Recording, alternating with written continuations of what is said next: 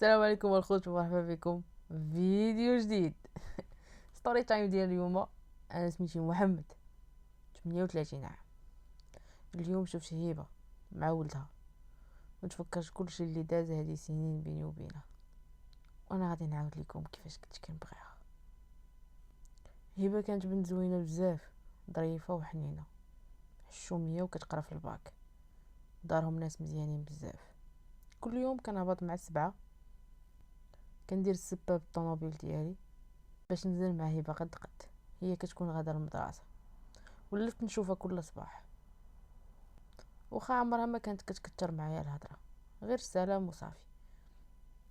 وانا ديما كنحاول باش نعبر لها على انني معجب بها غير بالنظرات ديالي. واحد صباح يلا هبط، بغيت نديماري الطوموبيل وهي كانت كتطل من الشرجم، واول مره كنشوفها طالقه شعرها. عند بالها ما كاين حتى واحد في الشارع، حيت كانت هذيك الساعه 6 ديال الصباح وكانت ساهيه.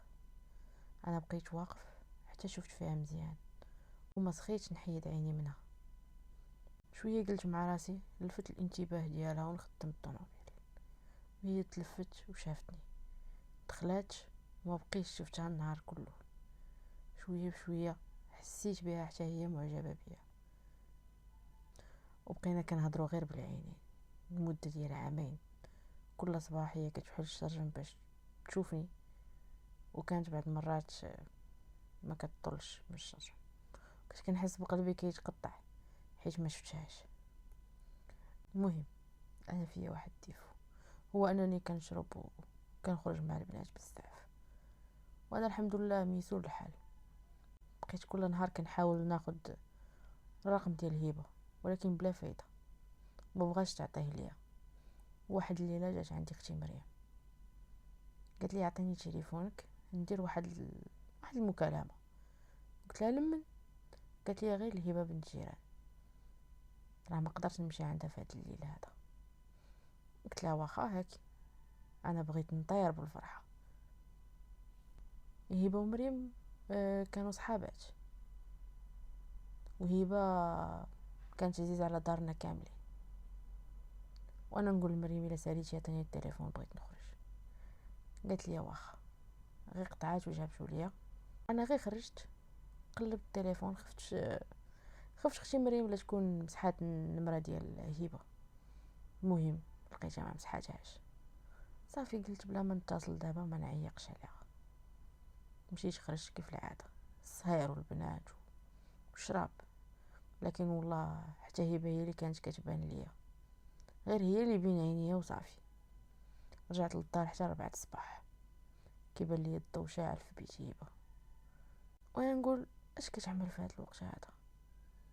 وانا نقول لي راسي نصوني عليها ونسمع غير صوتها. داكشي اللي درت. صونيت المره الاولى ما جاوباتش، عاود صونيت جاوبات. قلت لها السلام عليكم، قالت لي السلام. انا بيني وبينكم بغيت غير نسمع صوتها وصافي. شويه خرجت من طوموبيلتي ودخلت للدار،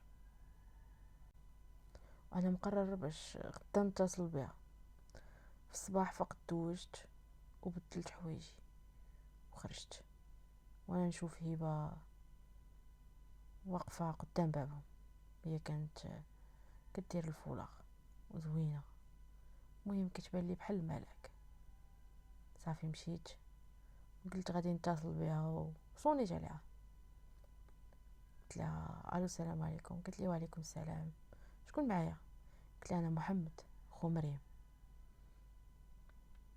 قالت لي شنو حب الخاطر اخويا؟ قلت لها انا بغيت نهضر معاك ضروري. قالت لي فاش بغيتي تهضر معايا؟ قلت لها انا راه ناوي المعقول وباغيك في الحلال. قالت لي كنظن اللي كيبغي الحلال كيجي من الباب ماشي من الشر. قلت لها سمحي لي بزاف عندك الصح. وقطعت، حسيت بها صارمه في كلامها وخفت ما تقبلنيش.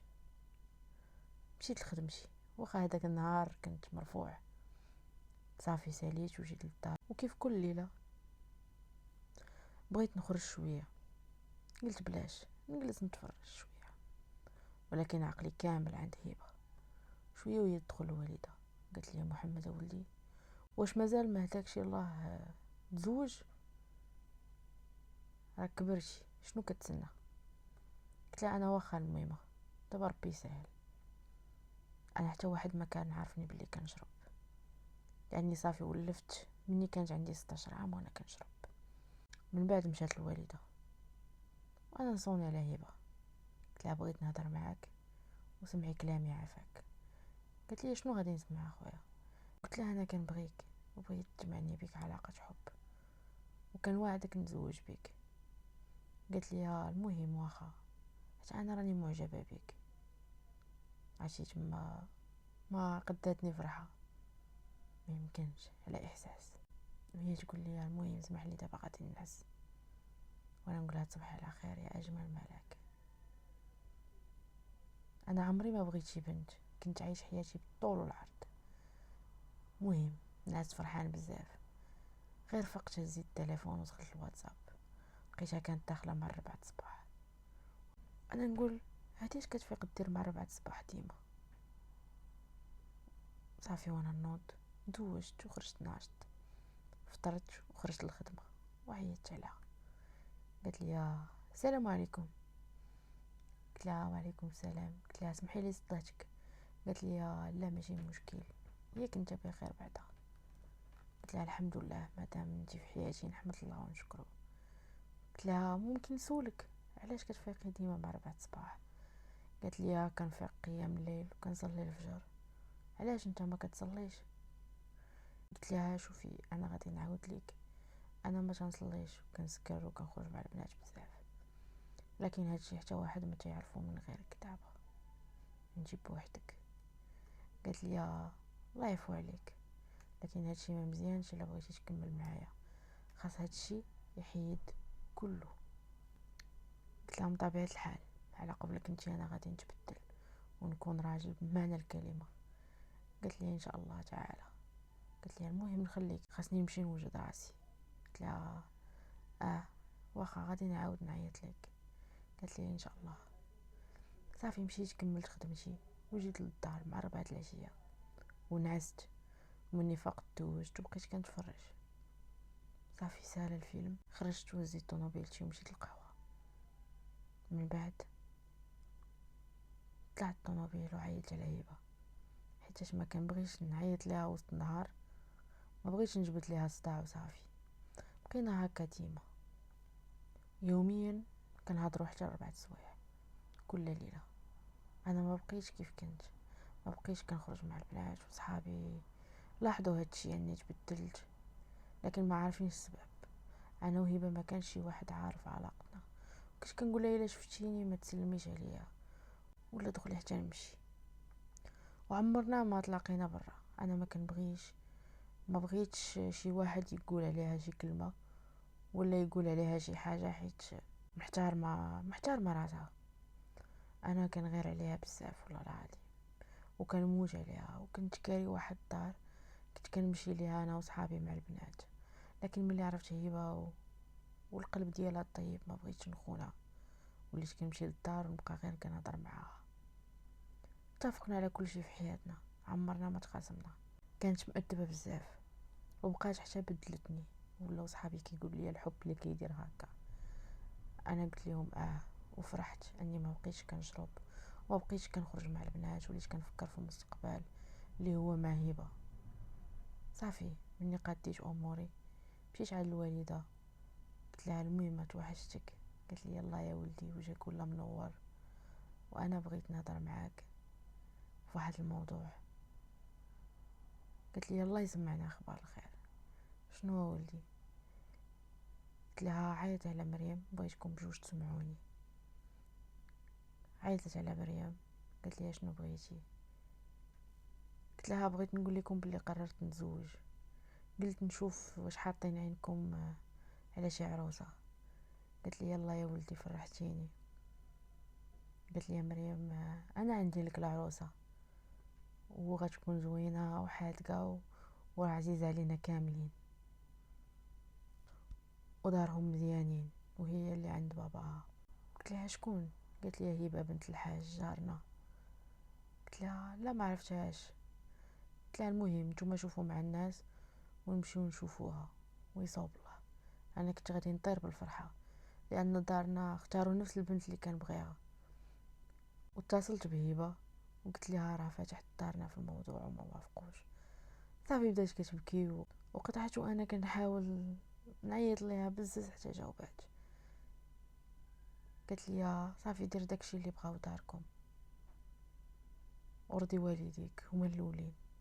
بديت كنضحك وقلت لها راه غير كنضحك معاك على بيلا وكنموت عليك يا احسن حاجه وقعت لي في حياتي. قلت لها انا بصح وعدتك باش نتغير وباش نجي نخطبك وانا ما كنتش كنتفلى عليك وكنموت عليك. كانت بالنسبه لي هي اللي هو اللي كنتنفس. المده اللي دوزنا هي 6 شهور ملي تكلمنا حتى خطبتها.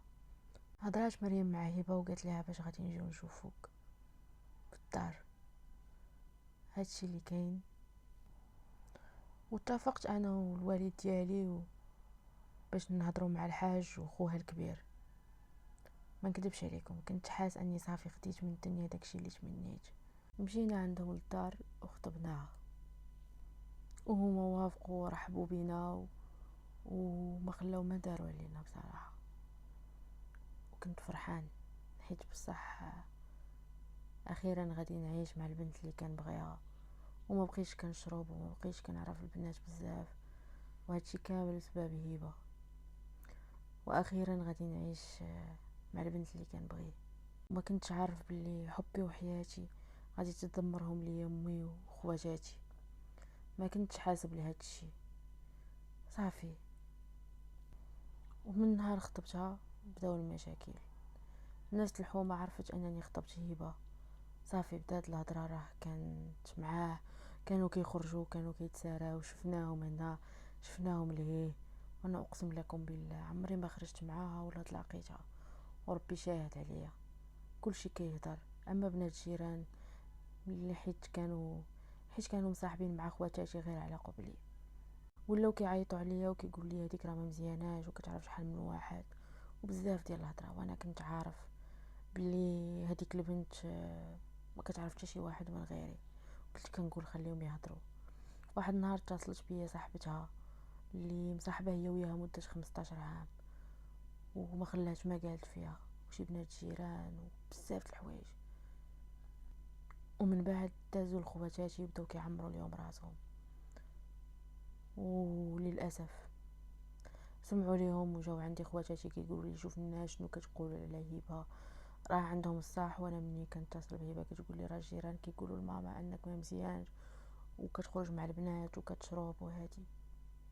بقينا بحال ما هكا شي شهر وحنا وسط الصراعات وبزاف. من بعد اتفقنا بلي غنديرو شي خطبه كبيره. عطيت لختي الفلوس وقلت لها باش نمشيو نتقداو داكشي اللي خاصكم. لكن هما كان في بالهم شي حاجه اخرى صافي. حتى لواحد النهار اتصلت بيا هبه وانا كنت في الخدمه وجاوبتها قلت لها السلام مالك صافا. قالت لي لا محمد ماشي صافا. اتصلت بيا الام ديالك وقالت لي ديك الخطبه ما بقاتش من اليوم حيت ولدي كيبغي بنت اخرى وما يقدرش يتزوج بيك. وهنا كانت صدماتني لانهم ما قالوا لي والو وحتى انا ما فخباريش وهما ما عارفينش انني كنهضر انا وياها. صافي سكت وقلت لها غير صبري وما تقولي لداركم والو انا غادي نهضر معاهم ونشوف شنو المشكل. ولكن ماما هي وخواتاتي كانوا مطورين بزاف. مشاو حتى عند مامات هبه وحدوها حتى كانت خارجه من الدار مشاو قالوها ليها. قالت لها امي ولدي كيبغي بنت اخرى وبنتك الله يسهل عليها. انا هادشي عاودته ليا هبه. اما انا ملي جيت للدار ما قالوا لي والو بغيتهم غير يقولوا لي شي حاجه والو. وتا با ما فخباروش. حياتي دمرات وهبه كتر والله العظيم. بكيت وما كرهتش ننتحر. فاتت مده عاد قالت لي امي راه الخطبه ما بقاش منها. ديك الساعه قلت لهم علاش قالوا لي البنت ما بقاتش بغاتك.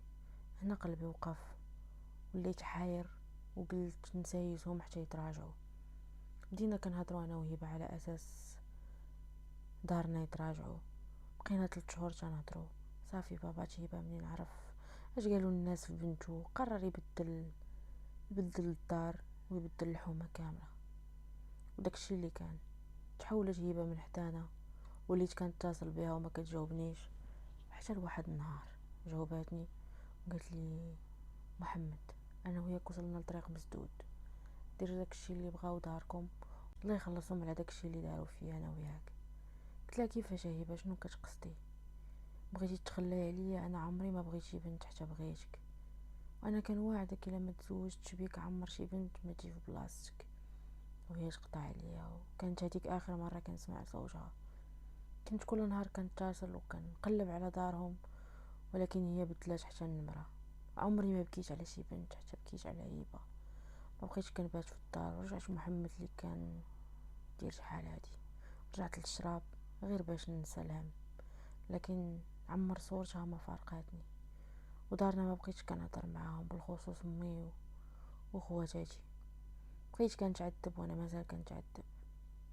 واحد النهار تحرقات اختي وامي شتا كريز ديال القلب، وقلت لهم هادوك غير الدعاوي ديال الهبه اللي حرمتوني منها. قالت لي امي كيفاش؟ قلت لها كلشي داكشي اللي كان بيني وبين هبه، قلت لها داكشي كلشي اللي كان بيني وبين هبه، ودازت شهور وشهور وانا غير على الشراب والكار والصير حتى للصباح.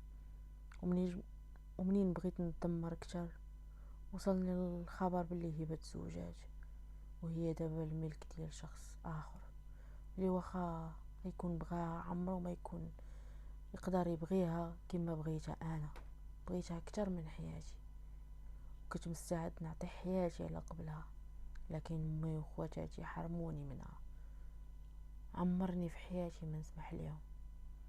مهم مني عرفت باللي هي تزوجات، زادت حياتي تأزمات، وليت غير البار والسهرات، وليت كندخل الدار وانا كنغوت، والعائله ولاو كيعرفوني كنشرب وكنكمي وكنسهر، وعياو فيا باش نتزوج. وانا شديت الموس وقلت لهم النهار اللي غادي تفكروا تزوجوني فيه غادي تلقاو غير الجثه ديالي. وضربت يدي بالموس، وعائلتي بقاو مصدومين فيا وندموا بزاف، ولكن بلا فائده.